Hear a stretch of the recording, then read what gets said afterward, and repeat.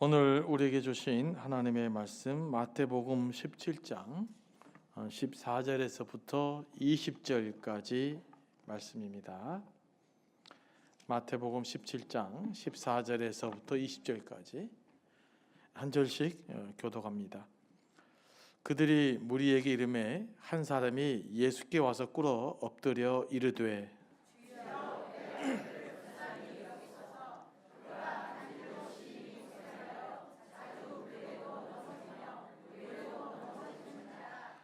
내가 주의 제자들에게 데리고 왔으나 능히 고치지 못하더이다.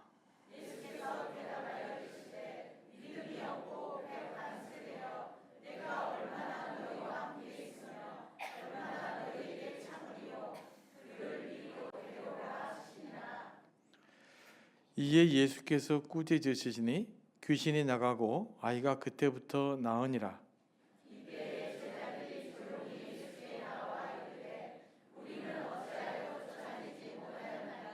다 같이 이르시되 너희 믿음이 작은 까닭이니라. 진실로 너희에게 이르노니 만일 너희에게 믿음이 겨자씨 한 알만큼만 있어도 이 산을 명하여 여기서 저기로 옮겨지라 하면 옮겨질 것이요 또 너희가 못할 것이 없으리라. 아멘. 말씀을 위해서 기도합니다. 성령 하나님, 이 시간도 우리를 감동하여 주시고 우리에게 필요한 말씀으로 채워주시고 우리를 향한 주님의 음성 듣게 하여 주옵소서. 예수님의 이름으로 기도합니다. 아멘. 제가 이제 한국에 와서 그 장식장이 필요해서 하나 사러 갔습니다. 또 콘솔도 하나 있으면 좋겠고, 그래서 이제 빈티지 스타일의 원목으로 된 걸 사러 갔었는데 너무 비싸서 고르다가 생각보다 한국 가구가 비싸더라고요. 마음에 든 것이 있긴 했는데 또 우리가 원하는 디자인이 아니었습니다.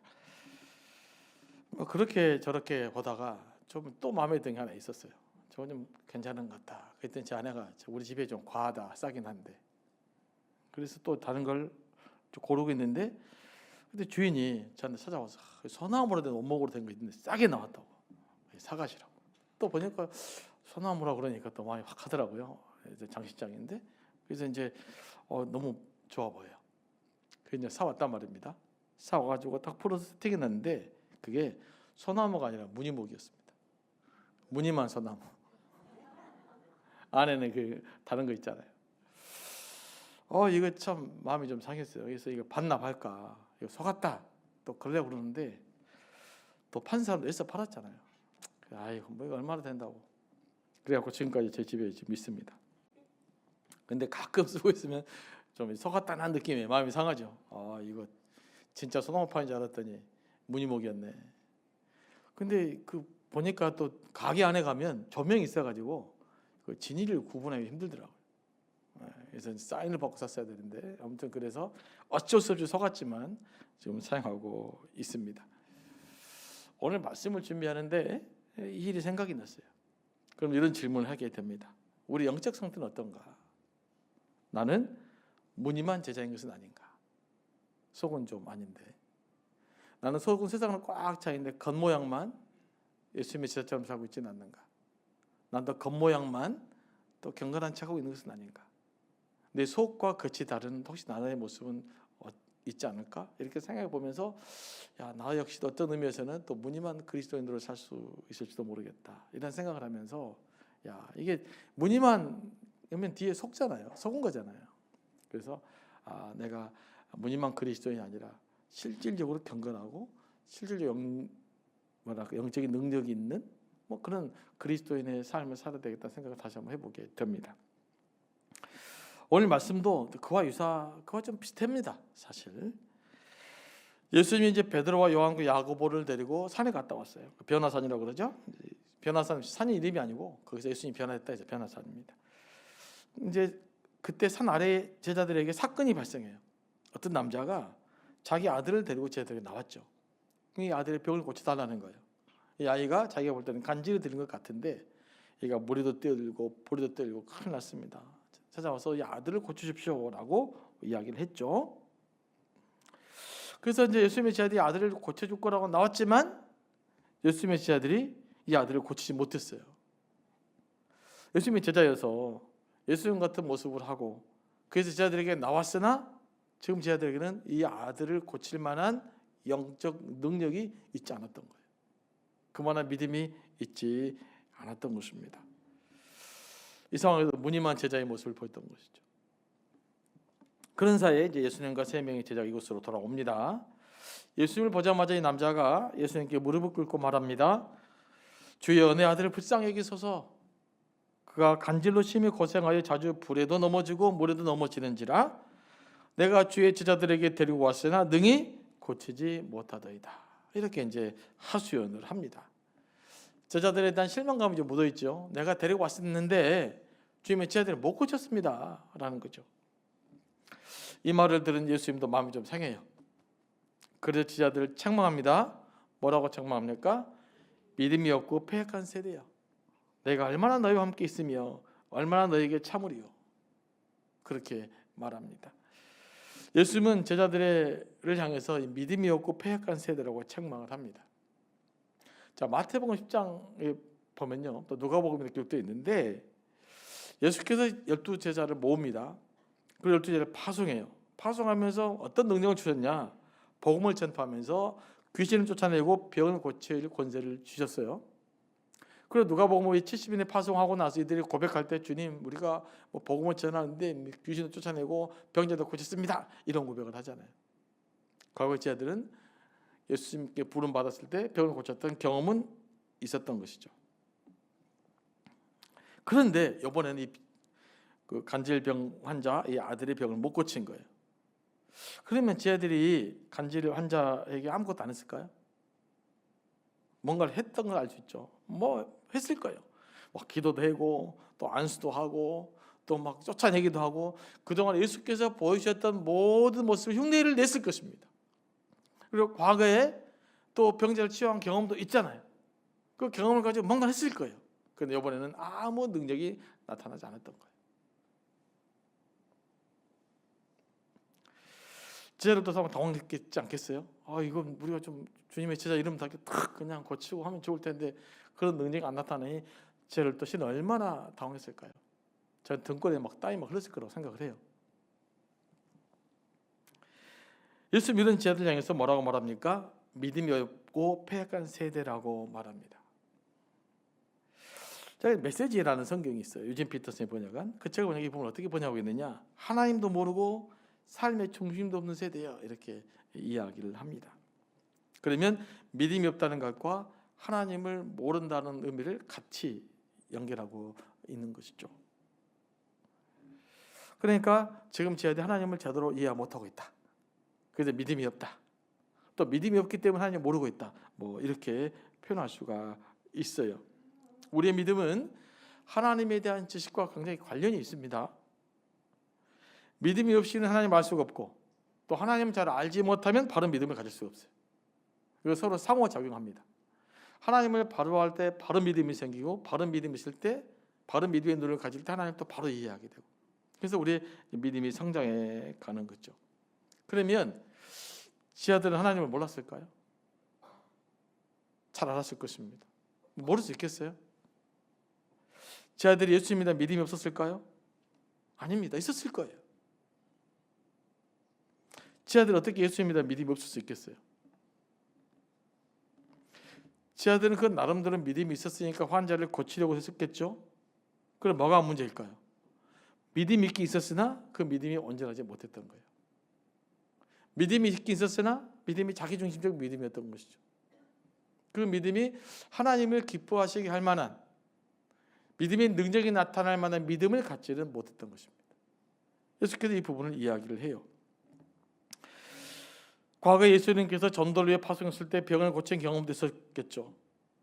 그렇다면 제자들은 과거의 경험을 바탕으로 그냥 습관적으로 환자를 고치려고 했거나 아니면 내가 과거에 건지려고 했긴 했으나 하나님에 대해서 온 마음을 다 의지하지 않고 나를 의지했거나 아니면 과거에 치유 경험이 있었기 때문에 과거의 경험을 의지했거나 막 그랬겠죠. 그러니까 능력이 나타나지 안 했던 것입니다. 기도를 하긴 했으나 진지하게 안 했을 수가 있어요. 그렇다면 이 제자들의 지금 믿음은 어디에 머물러 있었을까요? 과거의 경험에 머물러 있거나 아니면 아직 하나님에 대한 온전한 믿음을 갖지 못했던 것이죠. 이 두 가지가 사실 항상 우리의 문제입니다. 이렇게 되면 어떻게 되느냐? 우리의 신앙이 과거의 경험 한 축, 그리고 지식 한 축, 이걸 갖고 살아갈 수가 있어요. 이거는 능력이 나타나지 않습니다. 신앙이 과거의 유산으로 남아있거나 또는 지적 산물로 남아있을 수 있어요. 그러면 지금 믿음이 발동하지 않습니다. 여러분, 믿음은요, 과거가 아니라 항상 현재예요. 뭐라고요? 믿음은 과거가 아니라 항상 현재예요. 과거의 경험 의지하지 마시기 바랍니다. 과거의 경험 의지할수록 어쩌면 우리가 바리새인도 될 수 있어요. 여러분, 바리새인들 처음부터 믿음이 없었던 사람인지 아십니까? 처음에는 이스라엘 백성 중에서 가장 존경받는 사람들이었어요. 하지만 그들이 과거에 자꾸 머물러 있었기 때문에 예수님의 현재를 받아들이지 못했던 거예요. 오늘 우리의 믿음도 그럴 수가 있습니다. 내가 얼마나 기도 열심히 했는데 그건 과거예요. 과거에 얼마나 전도 열심히 했는데 그건 어디까지나 과거입니다. 지금 오늘 내가 하나님과 어떤 관계를 맺고 있느냐, 이거 점검하셔야 되는 거예요. 과거의 영광에 머물지 마시기 바랍니다. 그래서 자꾸 과거에 머물러 있기 때문에 우리가 늘 어려워요. 과거의 영광을 갖고 삽니까? 그렇다면요, 내가 다른 사람들에게 인정받기를 급급하며 살아요. 나를 인정해주지 않으면 기분이 나빠. 과거에 내가 뭘 했는데 왜 나를 인정해주지 않느냐, 이렇게 돼버린단 말이에요. 이거는요, 모든 사람에게도 마찬가지죠. 특별히 믿음은 항상 현재인 것입니다. 그래서 과거에 열심히 했었다, 과거에 기도했었다, 과거에 열심히 봉사했었다, 이 과거를 이제는 물리치시기 바랍니다. 지금 내가 하나님께 뭘 할 거냐, 지금 내가 하나님께 기도하고 있느냐, 지금 나와 관계가 뭐냐, 앞으로 주님 관계 뭘 해갈 거냐, 이 질문을 끊임없이 던져내셔야 돼요. 이 질문이 멈춰버리면 여러분 신앙은 딱 스톱해버리는 겁니다. 근데 스톱만 하면 좋은데 이제 과거를 갉아먹고 살아요. 믿음은 그렇더라고요. 성장하지 않으면 스톱한 것이 아니라 성장하지 않으면 퇴보합니다. 믿음은 그렇게 되어 있어요. 기도하지 않잖아요? 그러면 중간지대 있지 않아요. 기도하지 않는 수속적인 삶을 살게 되어 있어요. 말씀을 묵상하지 않잖아요? 그 말씀을 묵상하지 않는 나로 있지 않아요. 그 자리에 반드시 다른 수속적인 것을 하게 되어 있어요. 그래서 우리가 믿음 생활을 할 때는 열심을 내야 되는 겁니다. 주일도 마찬가지. 여러분 만약 이 자리에 안 있다 뭐 하겠어요? 지금 집에 가셔서 TV 볼 거 아니겠습니까? 그러니까 믿음 없는 이 자리에 다른 곳에 수도배가 있는 상태가 아니에요. 이 자리는 반드시 다른 믿음이 없는 그 어떤 행위로 대체하게 되어 있습니다. 그래서 우리가 바쁜 세상 삶 속에서 끊임없이 시간을 내어서 모이고 예배하고 기도하고 그래야 되는 것입니다. 저는 이 수요 기도회가 삶을 교회 부흥한다는 확신합니다. 왜냐하면 그만큼 시간을 주님께 드린 사람들이 모여지면, 그만큼 믿음의 현재에 충실해지면 하나님이 역사할 것이기 때문에 그래요. 우리 교회는 알파라는 위대한 참 좋은 과거를 갖고 있습니다. 근데 한편으로는요, 이게 우리 성장에 걸림돌이 될 수 있어요. 그 경험이, 우리는 옛날에 성장했다, 옛날에 우리가 1000명이 넘어갔었다, 옛날에 우리가 1500명이 넘어갔었다, 여기에 머물러 있으면 안 된단 말이에요. 그럼 그 경험을 가지고 오늘 지금 내가 어떻게 다시금 섬기며 봉사하며 영혼을 새롭게 할 것인가, 내가 어떻게 우리 교회가 처음부터 꿈꿨던 순천되게 하는 일을 위해서 내가 헌신하며 살아갈 수 있을 것인가, 이 질문은 끊임없이 현재로 던져내야 되는 것입니다. 그러지 않으면 우리가 늘 어려움 속에 순간적으로 빠질 수가 있어요. 그래서 이제 유진 피터슨 이 부분 어떻게 해석하느냐, 뭐 그분 해석이긴 합니다만은, 하지만 이번 아주 주석을 꼼꼼히 하면서 성경 재번역했기 때문에 밀번한데, 너희가 하나님을 진지하게 대하지 않아서 그렇다라고 유진 피터슨 예수님 말을 살짝 좀 시대에 맞게 다시 이야기를 해줍니다. 그러니까 예수님의 제자들이 뭡니까? 병자를 고칠 때 있어서 하나님을 진지하게 대하지 않았다. 정말로 새로운 마음으로, 하나님 완전히 의지하는 마음으로, 하나님을 생생하게 신뢰하는 마음으로, 하나님을 기대하면서 그들에게 접근하지 않았다라고 하는 거죠. 그래서 그런 행위를 보였으면 오히려 믿음이 없는 세대라고 이야기를 했던 것입니다. 그래서 우리가 늘 이제 문제는 그럽니다. 신앙생활 오래 시간이 지나다 보면 나름대로 뭐가 생겨요? 내 습관이 생기잖아요. 습관이 생기는 가장 큰 문제가 뭐냐? 마음이 하나님에서 진지하지 않으실 수가 있어요. 오늘도 오늘이고 내일 또 내일이고, 그죠? 왜냐하면 우리의 삶이라는 것이 급격히 하루만 싹싹 변하지 않잖아요. 늘 그 자리에 있는 것 같아요. 그러면서 점점 자라는 거거든요. 제가 지난번에 한번 말씀드렸지만 우리의 믿음 뭐와 같느냐? 콩나물에 콩에다 물 부는 거랑 똑같아요. 날마다 물 붓잖아요. 시간마다. 그러면 얘가 확 큽니까? 그냥 시간이 흘러야 돼요. 하지만 계속해서 그 물이 부어지고 영양분이 흡수되면 점점점 자란다는 거죠. 신앙은요, 어느 날 갑자기 확 가닥 변하지 않아요. 그런 경우도 있지만 그냥 조금씩 변화되는 겁니다. 그러니까 이게 때로는 지루한 것 같아요. 어제나 오늘은 비슷하거든. 그죠? 나 열심히 기도했는데 뭐 내일 아침에 확 세상이 변화된 것도 아니고, 오늘 아침에 또 저녁에 또 기도할 거지만 눈물 나게 기도하는데 내가 눈 떠보니 세상이 새로워진 것도 아니고, 그러다 내가 확 변화되고 천사로 내가 변화되어 있는 것도 아니고 그런단 말이에요. 그러니까 이런 지난한 과정들을 겪으면 신앙이 성장하는 거거든요. 그래서 날마다 새롭게 마음을 갖고 날마다 하나님을 새롭게 기대하지 않으면요, 흔히 신앙이 무뎌지기 쉬워요.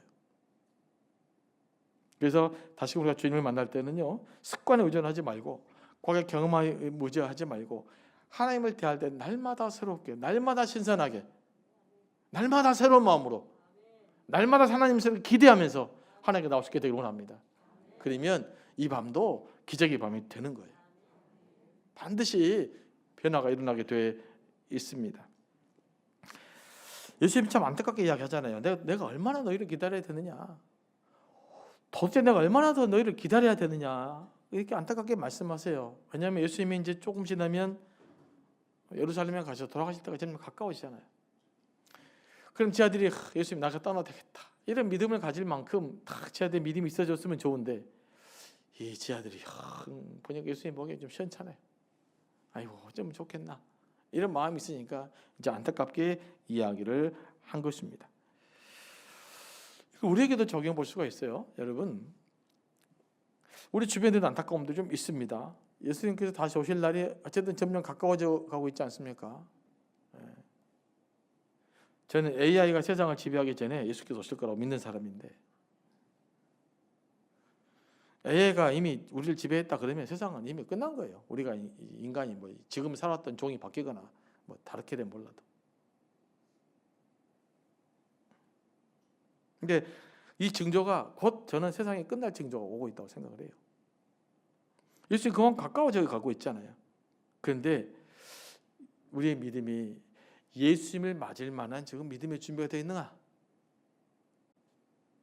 이렇게 가다가 언젠가 갑작스럽게 인류의 종말이 찾아온다면, 그럴 때 우리는 두려움 없이 주님을 기대할 수 있을까? 저는 이 질문과 맥이 다 있다고 생각을 합니다. 어떻습니까? 믿음의 사람을 보겠느냐? 예수님이 종종 묻습니다. 그때 우리가 필요한 것은 예수님을 충분히 맞이할 수 있는, 기대할 수 있는 그런 믿음이 있어야 될 줄로 믿습니다. 그걸 주께서 우리에게 보고 싶어 하신다라고 생각을 합니다. 어쨌든 이제 예수님은 제자들이 못 고친 아이를 데려오라고 해서 이제 고쳤습니다. 예수 그 아이를 꾸짖어요. 그러니까 귀신이 나갔습니다. 그 아이가 멀쩡해진 거죠. 이 사건을 보고 제자들이 예수님께 나와 조용히 물어요. 주님, 우리는 어찌하여 쫓아내지 못했습니까? 이 말이 뭔 거예요? 지금 제자들은 귀신을 쫓아내려고 노력을 했다는 거예요, 안 했다는 거예요? 주님, 우리도 할 거 다 해봤는데 왜 우리는 못 쫓아냈습니까? 이 질문이에요. 제자들도 예수님과 똑같이 기도하고 아이를 꾸짖기도 하고 자신들 할 수 있는 것을 다 해보았지만 귀신이 나가지 않았어요. 제자들도 자기들 할 수 있는 것을 다 했는데 쫓아내지 못한 것입니다. 그럼에도 불구하고 자기들 뭐가 문제인지를 모르는 거예요. 그럴 수 있습니다. 그럼 자기는 자기를 몰라요.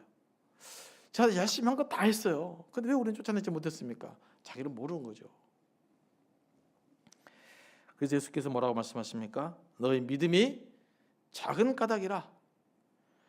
진실로 너에게 이르노니 만일 너에게 믿음이 겨자씨 한 알만큼만 있어도 이 산을 명하여 여기서 저리로 옮겨지라면 옮겨질 것이요 또 너희가 못할 것이 없으리라. 이렇게 말씀합니다. 뭐가 문제라는 것이죠? 제 아들의 믿음이 문제라는 것입니다. 제 아들의 믿음이 이 병든 자를 치유하게 할 만큼 충분하지 못했다는 것이죠. 근데 그것을 겨자씨 한 알만한 믿음으로 비유하고 있는 거예요. 예수님이 진정한 믿음이 없었다라고 이야기를 하고 있는 것입니다. 그런데 이 말씀은 너희가 겨자씨 한 알만한 믿음이 있으면 이 산을 옮겨 저로 옮겨져라. 그래서 옮겨질 것이요. 이 말씀은 예수께서 비유를 하신 말씀입니다. 뭐라고요? 비유를 하신 말씀이에요. 그만큼 작은 믿음 하나만 있어도 엄청난 능력이 나타날 수 있다라는 뜻입니다. 그 말씀을 또 문자 그대로 읽고 또 이렇게 물으면 어떻게 되겠습니까? 그러면 진짜로 겨자씨 한 알만한 있으면 산이 옮겨져요? 어떻게 생각하십니까? 내가 겨자씨 한 알만한 믿음이 있어요. 그 믿음이 이제 봉화산을 딴 데로 옮길 수 있습니까? 예수님이 그 이야기 하신 걸까요? 이건 강조용법이에요. 강조하기 위해서 이렇다 이런 뜻입니다. 그걸 또 문자 그대로 또 기도하셔도 되겠죠. 물론 그렇게 기도해서 응답 받으신 분도 있지만 보통은 그런 의미라기보다는 뭐라고요? 꼭 외워야 될 거. 이거 비유로 말씀하시는 거 뭐라고요? 외우셔야 돼. 뭐라고? 비유. 네, 비유. 그만큼만 자그마한 믿음이 진정한 믿음이 있으면 그만한 놀라운 일들이 일어날 수 있다라는 뜻이에요. 그러면 제 아들에게 다시 이제 물어볼게요. 이 말하는 바는 너희들이 진정한 믿음이 있었다고 한다면 이 아이는 낫게 됐을 거다 이런 뜻이죠. 너희들은 그만한 믿음이 없었다. 사실 믿음은 그만큼 엄청난 능력이 있는 것입니다. 우리가 기도하거나 또 치유가 필요할 때 이런 믿음의 확신이 필요하다는 거예요. 이런 믿음이 없다면 우리에게는 어떤 일도 일어나지 않습니다. 실은 봉화사를 옮기는 것 같은 위대한 일도 할 수 있어요. 믿음이 있으면 그와 같은 일을 할 수 있는 거예요. 근데 그와 같은 일을 실은 제자들이 했습니다. 예수님은 뭐라고 말합니까? 한 영혼을 살리는 것이 온 천하보다 중요하다고 그랬잖아요. 그런데 한 영혼을 살리는 것은 봉화사를 옮기는 것보다 더 중요한 일입니다. 오순절 이후에 베드로가 설교했을 때 베드로의 설교를 듣고 몇 명이 세례를 받습니까? 3,000명이 세례를 받아요. 그리고 사도행 5장 가면 그 숫자가 더 늘어서 남자만 5,000명이 됐어요. 엄청난 구원의 역사가 일어납니다. 산을 옮기는 역사보다 더 위대한 역사가 일어난 거예요. 베드로를 통해서. 산이 옮겨진 게 아니라 그와 같은 그보다 더 놀라운 일들이 일어난 겁니다. 한 사람이 변화되는 것은 산을 옮는 것보다 중요한 일이에요. 그들이 구체적으로 일어나게 됐습니다.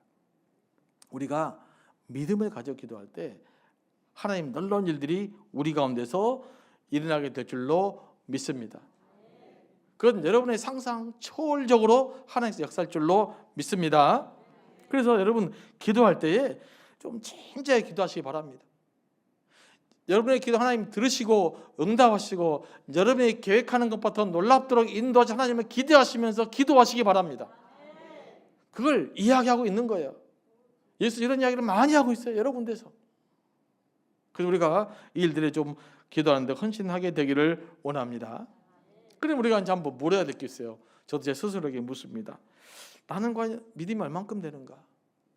난 정말 주님 혼자를 믿고 주님이 내 모든 기도를 들으시고 가장 좋은 것으로 인도해 줄 줄로 실제로 믿는가? 실제로 믿으십니까? 근데 여러분 삶이 안 풀려요. 실제로 믿었는데 직장도 잘 안 잡히고 실제로 믿었는데 그죠? 회사도 잘 안 되고 실제로 믿었는데 문제가 생기고 어떻게 이해해야 될까요?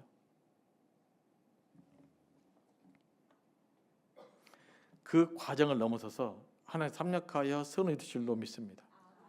욥이 말한 것처럼 이 고난을 통과하면 하나님 정금처럼 나를 빚어갈 줄로 믿습니다. 그래서 이 모든 것은 그저 과정으로서 있을 뿐이에요. 하지만 결과적으로는 여러분이 기대하는 것보다 더 아름답고 선한 삶으로 하나님께서 인도해 주실 줄로 믿습니다. 믿음이 있는 여러분 삶을 돌아보십시오. 그래도 여기까지 인도해 주신 게 하나님 은혜 아닙니까? 하나님이 아니셨으면 여기까지도 못 왔을 것 같지 않습니까? 내가 이만큼 살아낼 수 있는 것도, 내가 다 죽을 것 같은 상황에서 내가 버텨낼 수 있는 것도, 세상에서 완전 바닥으로 떨어졌음에도 불구하고 내가 살아날 수 있는 것도 하나님 은혜 아닙니까? 이미 여러분들은 기적을 누리며 살아가고 있는 거예요. 그러니까 더 분명한 믿음을 가지고 여러분의 계획과 여러분 뜻대로 안 될지라도 결과적으로 돌아보면 반드시 하나님은 선으로 만들어 가실 것이다. 이런 분명한 믿음을 갖고 기도하시게 되기를 원합니다. 그 두 번째, 제가 초기에 질문했던 겁니다. 나는 무늬만 제자인 아닌가? 나의 경건은 무늬만 경건한 것은 아닌가? 무늬만 경건한 것이 아니라 내 내면이 경건해지길 원합니다. 내 내면의 주님을 사모하는 사람, 주님을 갈망하는 사람, 그 갈망함 때문에 우리 내면이 성숙해 가는 사람, 그런 사람이 될 수 있게 되기를 소망합니다. 그리고 한 가지 더 솟아났던 질문은 뭐냐면, 나는 지금 과거의 습관 의지하며 지금까지 신앙생활하고 있는가?